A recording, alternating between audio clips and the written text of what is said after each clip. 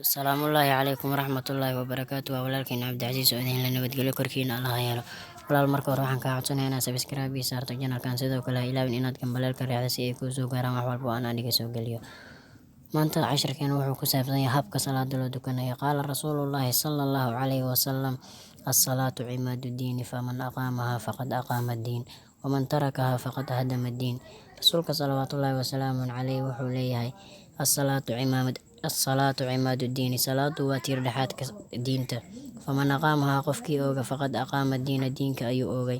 Waman tarakahaa, qofkii salaada ka tagane, faqad hadama diina, diinka ayuu burburiyey. Marka salaada fadliga ay leedahay waxaa cadeynayo, waxaa laga dhigay tiirka islaamka oo dhan. Wax walba oo aad sameyso, haddaadan salaada dukanaynin, camalkaaga oo dhan lagama thawaabinayo. Marka salaada waxa ay u fadli badisay ayaaba ah in ay tiir dhexaadka diinta tahay.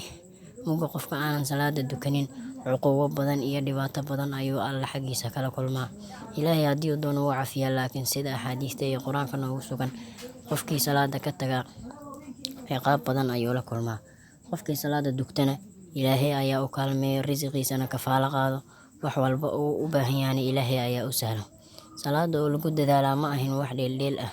Salaada waa waxyaabaha lagu maqaam gaaro, waxyaabaha ugu weyn. Salaada aan ku dadaalno, salaada aan ku dadaalno, salaada aan ku dadaalno. War hooy duko salaada. Assalaamu calaykum waraxmatullaahi wabarakaatuh. Waa walaalkiin Cabdicasiis oo idin leh nabadgelyo iyo naxariis korkiina Allah ha yeelo. Ha ilaawin inaad subscribe saarto, sidoo kale gambaleelka aad riixdo. Waa mahadsantahay walaal.